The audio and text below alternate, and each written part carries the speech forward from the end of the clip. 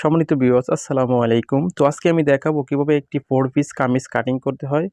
So মনোযোগ সহকারে আমার এই ভিডিওটা দেখলে আপনারা খুব সুন্দরভাবে একটি 4 পিস কাটিং করতে পারবেন কোনো রকম ঝামেলা ছাড়াই। তো দেখেন এখানে আমি একটি 4 পিস কামিজ যে কাপড় নিয়ে নিচ্ছি। তো দেখেন এখানে 3টা পার্ট আমরা সেলাই করা আছে। ওই সেলাইটুকু আমরা ছুটিয়ে নিব প্রথমেই যে কাজটি করতে হবে আমাদেরকে হাতার যে সেলাই করা কাপড়টুকু আছে এটি আমরা ছুটিয়ে নিব। আপনারা ছুটিয়ে নেবেন এভাবে সুন্দরভাবে, কোনোভাবেই যেন কাপড়টুকু না ছিঁড়ে যায় সেই দিকটা খেয়াল রাখতে হবে। ওকে, এটা হচ্ছে আমাদের হাতার কাপড়, জামার কামিজের হাতা। তারপর যে কাজটি করতে হবে দেখেন আমাদের সেই কাঙ্ক্ষিত সামনের পার্ট এবং পিছন পার্ট এবং সেই ভিতরে ফলস কাপড় 3টা একসাথে জয়েন করা আছে একটা সেলির মাধ্যমে। তো আমরা এই সেলিটা আমরা এখান থেকে ছুটিয়ে নিব। ওকে,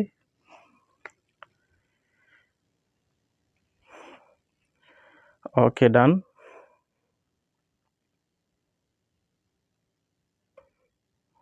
ওকে, আমাদের সেই কাঙ্ক্ষিত 3টা পার্ট আলাদা হয়ে গেছে। তো দেখেন আমাদের এটা হচ্ছে গিয়ে সামনের পার্ট বা ফ্রন্ট সাইড, এটা হচ্ছে সামনের পার্ট। এখানে সামনের পার্টও গলা আলাদা, গলা জয়েন করা থাকে এভাবে।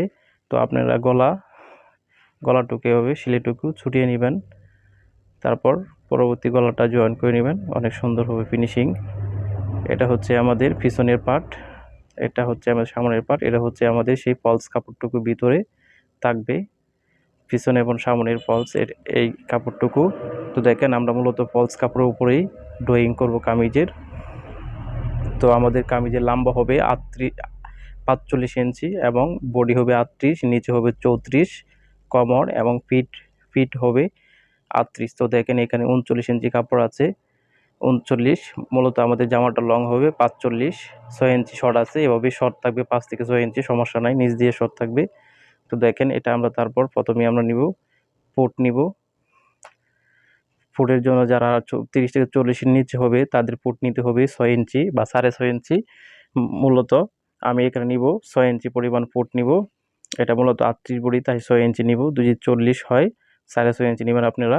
আর আরমহল নেবেন সেম একই 6 ইঞ্চি এবং হাই নিব 20 ইঞ্চি। তো যাদের লং অনুযায়ী হাই নেওয়া হয়, মূলত যাদের 40 এর উপরে, 40 থেকে 45 নিচে হবে তারা 20 ইঞ্চি হাই বা 19 ইঞ্চি নিতে পারেন। তো দেখেন এখানে বডির মাপ থেকে ফিপের মাপ পর্যন্ত আমাদের 14 ইঞ্চি, 14 অর্ধেক 7 ইঞ্চি, এভাবে 7 ইঞ্চি আমরা মিডল, এই কোমরে মিডল চিহ্ন আমরা দিয়ে দিব। তো দেখেন আমরা মার্জিন টেনে নিব। প্রথমে আমরা আরমহলের সাইড, বডির সাইড, তারপর কোমর, তারপর ফিপের মাপ। তো দেখেন এভাবে 3টা আমরা মার্জিন টেনে নিব। তো এখন দেখেন নিচে দিতে হবে, যেটা হচ্ছে আমাদের নিচের গিয়ার, জামার গিয়ার দিব মূলত 25 ইঞ্চি, 25-এর অর্ধেক 12.5 ইঞ্চি, এভাবে একটা মার্জিন টেনে নিব। তো দেখেন বডি হবে 38 ইঞ্চি, 38কে 4 দিয়ে ভাগ দিলে হয় 9.5 ইঞ্চি এবং কোমর হবে 34 ইঞ্চি, 34কে 4 দিয়ে ভাগ দিলে হয় 8.5 ইঞ্চি। ফিপে হবে সেম একই 9.5 ইঞ্চি, 38 হবে পিপ, 38 দিয়ে 4 দিয়ে ভাগ দিলে হয় 9.5 ইঞ্চি।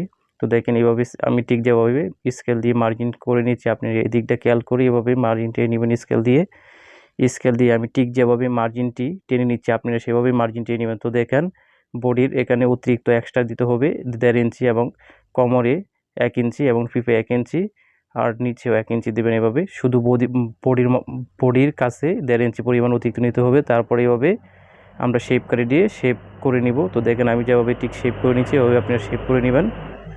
তারপর যে কাজটি করতে হবে দেখেন আমাদের আর্মহোলের সাইডে যাদের ভূগোল সাইড কাটিং না করার জন্য এখানে দেখেন 1 ইঞ্চি পরিমাণ রাউন্ড শেপ দিতে হবে।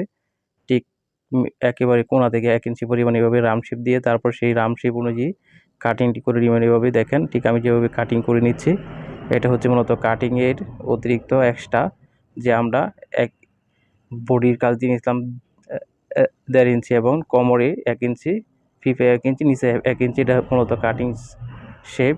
তারপরে এভাবে আপনার শেপ অনুযায়ী এভাবে কাটিং করে নেবেন। দেখেন আমাদের মূলত সেই কাঙ্ক্ষিত উপরের যে ভিতরে ফলস কাপড়টুকু এটা কাটিং হয়েছে। তো এটা আমরা উপরে বিছিয়ে তারপর আমাদের সেই কাঙ্ক্ষিত এই জামাটুকু এভাবে কাটিং করতে নিব। প্রথমে আমরা সেই পিছনের পাটটাটুকু বাস করে নিব সুন্দরভাবে।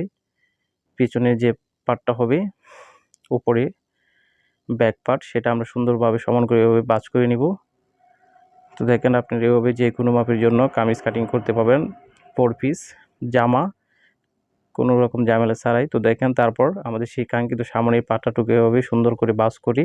এটার উপরে সেম পিছনের পাটটার একেবারে একসাথে এভাবে মানে ভাঁজ করে নিব, কোনো রকম যেন ভিতরে ভাঁজ না পড়ে যায় সেদিকটা আমরা খেয়াল রাখবো। ওকে, সুন্দর করে ভাঁজ করে নিতে হবে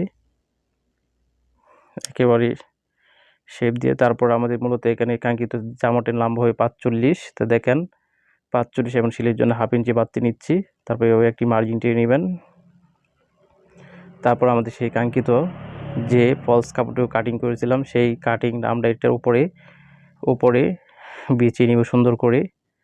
তো দেখেন একেবারে সুন্দর সমান করে বিছিয়ে নিতে হবে, কোনো রকম যেন ভিতরে বাস না থেকে সেই দিকটা আমরা খেয়াল রাখবো। ওকে, তো দেখেন আমাদের সেই কাঙ্ক্ষিত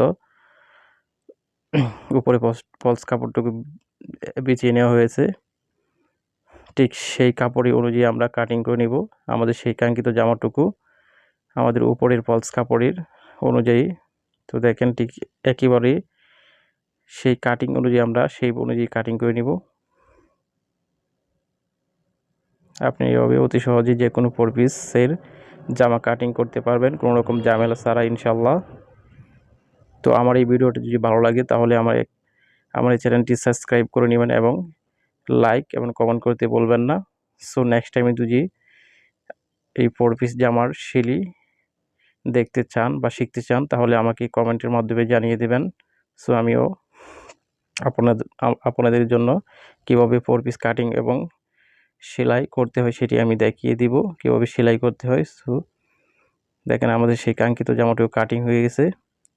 এটা হচ্ছে আমাদের মূলত সামনের পার্ট এবং পিছনের পার্ট দুটো একসাথে কাটিং করে নিচ্ছি।